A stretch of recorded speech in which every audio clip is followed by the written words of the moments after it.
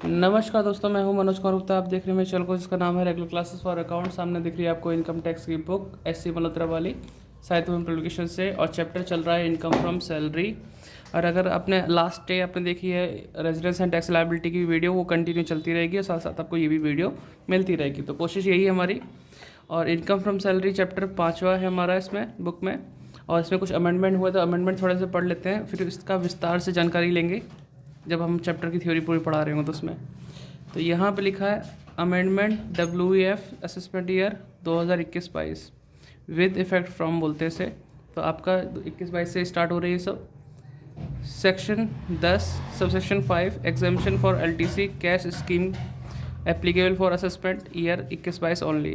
तो 21-22 ओनली के लिए बता रखा है, कैश स्कीम है ये LTC वाली, उसकी एग्जामेशन के लिए। तो ये हमें पढ़ना पड़ेगा, आगे क्लियर करेंगे इस चीज़ को।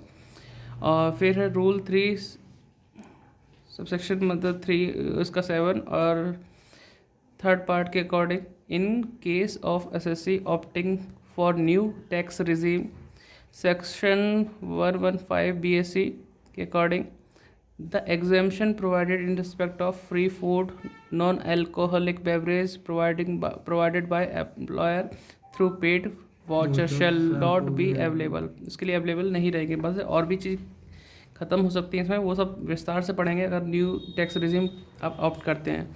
न्यू टैक्स रिजीम क्या है तो उसको भी थोड़ा सा दिखा देता हूँ। पेज नंबर 4 के आसपास देखेंगे तो ओल्ड क्या है और न्यू क्या है। थोड़ा सा पेज पलटते हैं क्योंकि जब पढ़ा रहे हैं तो ये भी चीज़ आपको क्लियर हो जाए।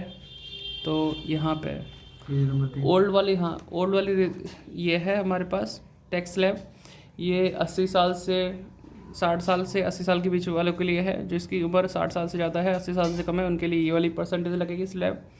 80 साल से ऊपर व्यक्ति के लिए ये वाली स्लैब लगेगी, और 60 साल से नीचे वालों के लिए ये, जिसमें मेल फीमेल कोई भी हो सकता है। ये पुरानी वाली स्लैब थी।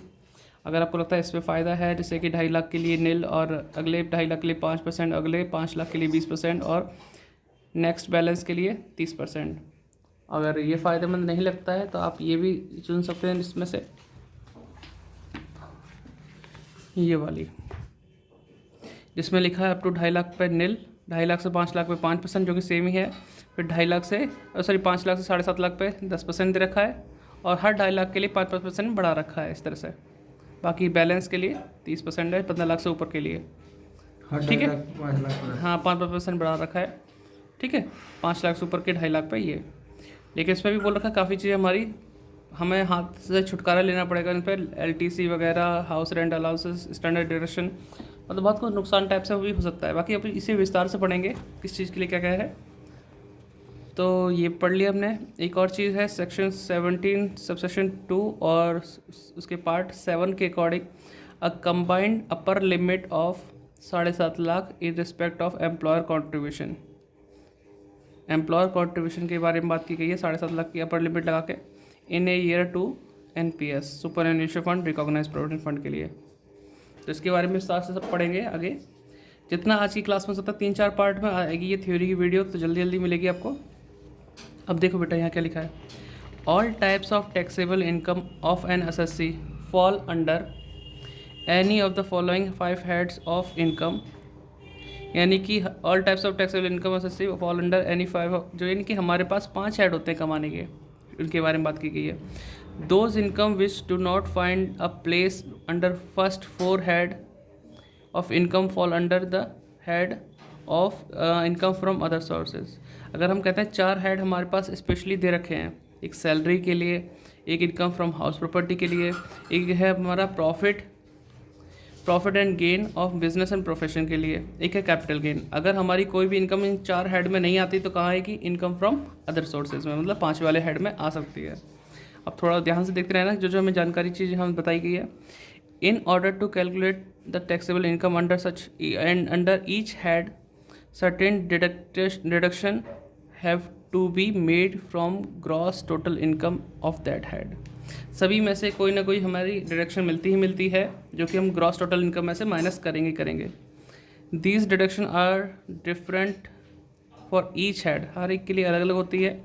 There are separate section in income tax act for computing the taxable income under each head which are under तो सबके लिए सेक्शन बता रखे हैं। सैलरी के लिए अगर कोई चीज़ हमें फाइंड आउट करनी है तो सेक्शन नंबर 15-17 यूज़ होगा, और इसके लिए हाउस प्रॉपर्टी के लिए 22 से 27 तक, इसके प्रॉफिट ऑन गेन और बिजनेस प्रोफेशन के लिए 28 से 44 के लिए, और कैपिटल गेन के लिए 45 से 55 के बीच में सेक्शन यूज़ होते हैं। इनकम फ्रॉम अदर सोर्सेज के लिए 56 से 59 तक सेक्शन यूज़ होते हैं। अब मेन मुद्दे पे आते हैं, सैलरी के मुद्दे पे। इसमें लिखा है any remuneration paid by employer to his employee in consideration of his service is called salary.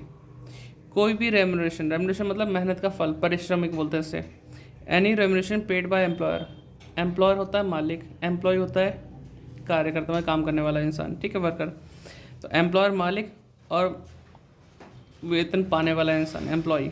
Employ का अगर रिलेशन है और कोई भी इंसान एम्प्लॉयर अपने एम्प्लॉय को उसे काम करने के बदले में जो पैसा देता है वो सैलरी कहलाती है। लेकिन जहाँ पे एम्प्लॉय का रिलेशन ना हो, फ्री में कुछ बांटा जा रहा है, वो सैलरी नहीं कहला सकती। It includes the monetary value of those benefit and facility provided by the employer which are taxable. जो भी मॉनेटरी वैल्यू वाली चीज़ें को प्रोवाइड की जा रही, बेनिफिट है, फैसिलिटी है, एम्प्लॉयर द्वारा एम्प्लॉय को दी जा रही हैं, वो सब इसमें टैक्सेबल होती हैं। अब अंडर सेक्शन 15 के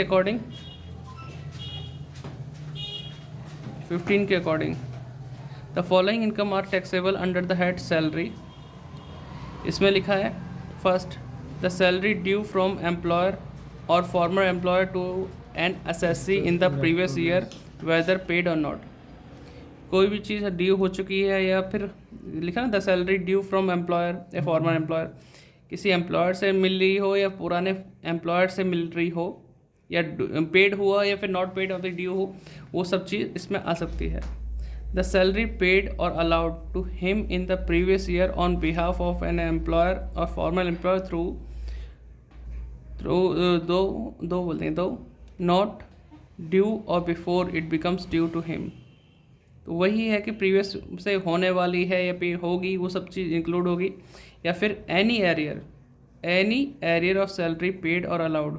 कोई भी सैलरी पे हो या अलाउड हो, उसका एरियर बकाया जो रह जाता है ना, उस चीज़ के बारे में बात की गई है। Allowed to him in previous year by or on behalf of an employer or a former employer, मतलब भूतपूर्व वाला, if not charge to income tax for any earlier previous year. कोई भी इनकम टैक्स अगर चार्ज ना किया गया, उसको बकाया अगर बात है तो वो भी इसमें प्लस की जाएगी, वो टैक्सेबल होगा, ठीक है। तो ये थोड़ी सी हार्ड वाली चीज़ है, एक दो बार और पढ़ेंगे तो क्लियर हो जाएगी, लेकिन हमें वीडियो में एक जल्दी बताना पड़ेगा। एक्सप्लेनेशन दे रखा है इसमें कुछ इसके बारे में। First explanation, if any salary paid in advance if any salary paid in advance is included in the total income of any person for any previous year, it shall not be included again in the total income of any person when the salary become due। सुन लेना बेटा, अगर कभी advance salary आपने ली है और वो किसी साल आपकी इनकम में जुड़ी हुई है, तो जब वो ड्यू होगी तो दोबारा नहीं जोड़ी जाएगी। अगर मान लो तुम अगले साल की सैलरी इस साल ले ली और इस साल तुमने जोड़ दिया, अगले साल की सैलरी एडवांस में 3 महीने की आपने ले ली, अगले साल की सैलरी का 3 महीने का एडवांस आपने ले लिया और इस साल आपने जोड़ दी, तो जब आपके अगले साल का तो 3 महीने का पीरियड आएगा तो उस समय वो सैलरी नहीं जोड़ी जाएगी, ठीक है, क्योंकि आप पहले ही ले चुके हो, ठीक है। एक्सप्लेनेशन 2 दे रखिए, any salary bonus commission remuneration due to or receive by a partner of a firm from the firm shall not be regarded as salary. अगर किसी पार्टनर से बोनस वगैरह ये सब मिलता है तो वो सैलरी में नहीं जोड़ा जाएगा, लेकिन अगर एम्प्लॉयर से अगर मिलता है तो वो सब जोड़ा जाएगा, ठीक है। तो ये तो कुछ सैलरी की डेफिनेशन वगैरह थी, तो वो तो चीज़ है ही। साथ में आपको मैं पढ़ने के लिए बोलूँगा, इन्हें पढ़ लेना, बहुत सारे पॉइंट है, वीडियो में बताना मुश्किल पड़ जाता है, लेकिन थोड़ी थोड़ी चीज़ इसमें बताई जाएंगी आपको हेडिंग के तौर पर। जैसे सैलरी बोला, every kind of remuneration of every kind of servant, देखा ना, every kind of remuneration of every kind of servant, public or private, and however highly or lowly placed he may be, is covered under the scope of these terms used in the income tax. It means that for the purpose of income tax there is no distinction between the wages of labour and salary of higher officer.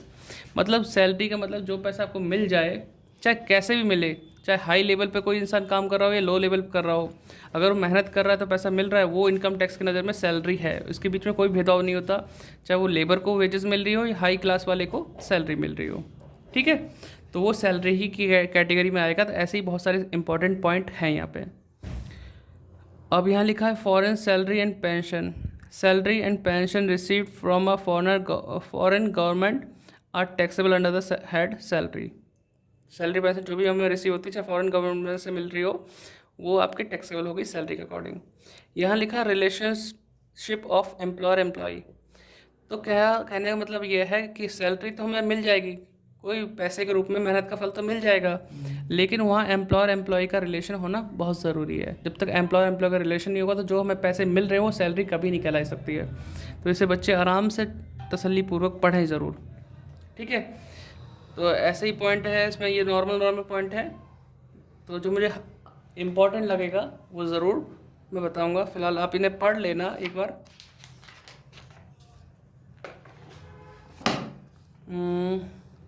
Tax free salary, इन सब में main point आता है tax free salary, जो तंग करता है इंसान को, बच्चे को। टैक्स फ्री सैलरी क्या होती है, मतलब क्या पॉइंट है इसके बारे में। When a salary is paid tax free salary, the employee has to included in his total income the gross salary, the aggregate of net salary received plus the amount of tax paid on behalf of the employer except under the provision of section 10 subsection 10 cc। मतलब कभी भी ऐसी बात आती है कि आपको salary मिल रही है और टैक्स फ्री मिल रही है, मतलब आपका जो टैक्स ड्यू था वो एम्प्लॉयर ने पे कर दिया, तो आपकी सैलरी में जोड़ के दिखाना पड़ेगा वो। ठीक है, और इसमें क्या बताऊँ मैं आपको।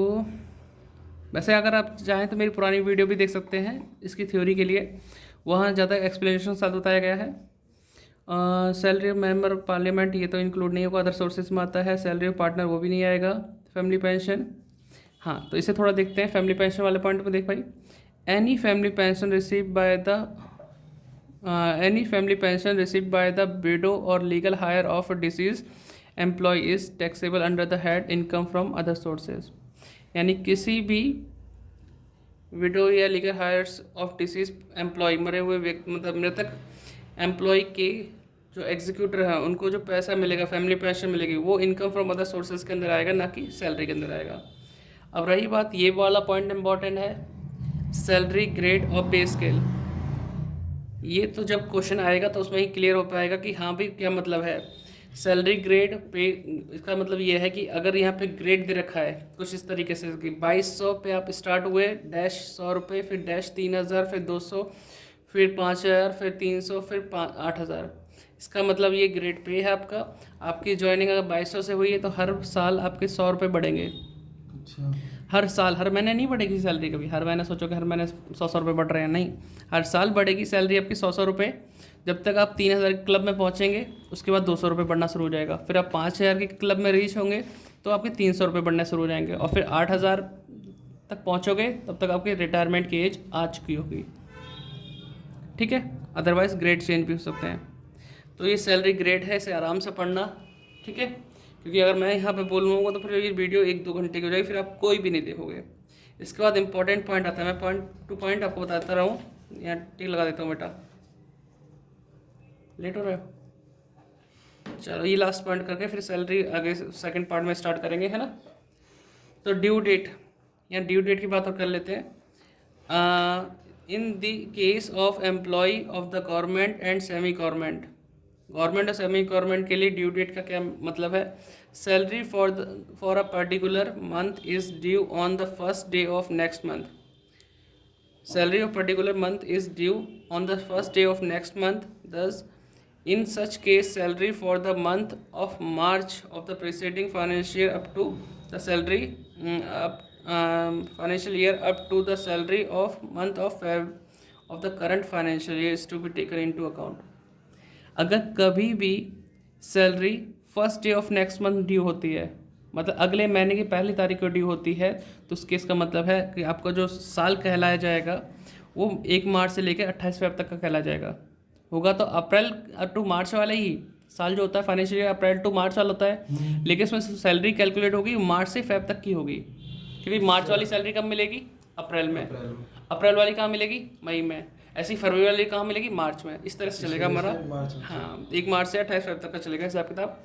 और in case of employee of bank और नॉन गवर्नमेंट बॉडीज़ जहाँ पे सैलरी डी होती है हर महीने की एंड में, तो उनका अप्रैल टू मार्च चलेगा। जैसे लिखा salary for particular month is due on the last day of same month, दस in such a case salary for April of the current financial year up to the salary for the month of March of the current financial year is taken into account। यानी अप्रैल से मार्च तक का होगा हिसाब किताब। तो ये वीडियो कई पार्ट में बनेगी, क्योंकि मुझे जब तक वो चीज़ नहीं सिखा दूंगा आपको वैल्यू ऑफ कार तक थ्योरी, तब तक हम न्यूमेरिकल स्टार्ट नहीं कर पाएंगे इसकी। तो थ्योरी इसकी बहुत ज़रूरी है। कहते हैं ना, जान है सैलरी की। अगर आप सैलरी की थ्योरी समझ लोगे ठीक है, अगर सैलरी की थ्योरी भी समझ लोगे तो सैलरी चैप्टर आपका पूरा पूरा रहेगा, क्योंकि इसमें एक एक चीज़ समझना बहुत ज़रूरी है। अभी हमने मेन यहाँ पे पढ़ाया पेज, इसमें ज़्यादा कुछ नहीं मिला। इसमें मिला सैलरी के बारे में, हम सैलरी कौन कौन सी लेते हैं, एडवांस है, ड्यू है, लास्ट टाइम की, वो सब जुड़ती है। और इधर हमारे पॉइंट जो थे मेन वो बता दिया कि सैलरी और इनका रिलेशन होना बहुत ज़रूरी है। बाकी आप पढ़ लेना, इसमें कुछ खास अगर मिलता तो ठीक है, नहीं मिलता तो कोई नहीं, किसी काम की नहीं है। फिर यहाँ से आपको टैक्स फ्री वाला सैलरी वाला पॉइंट इंपॉर्टेंट सा है, तो जो याद रखना है। बाकी ये पॉइंट ऐसे पढ़ाने को दिए रखे हैं कि इसमें आपका सैलरी के अंदर वो चीज़ नहीं आएगी, लेकिन पता होना चाहिए कहाँ पे आते हैं वो अदर सोर्सेज वगैरह में, है ना। और ये सैलरी ग्रेड पे है, और ये ड्यू डेट वाला पॉइंट ये वाला ये हमने बता दिया। इसके बाद हम आगे वाला काम कराएंगे, ठीक है, अगली वीडियो में। पार्ट 1, पार्ट 2, पार्ट 3, पार्ट 4 इस तरह से आती रहेगी। Bye bye.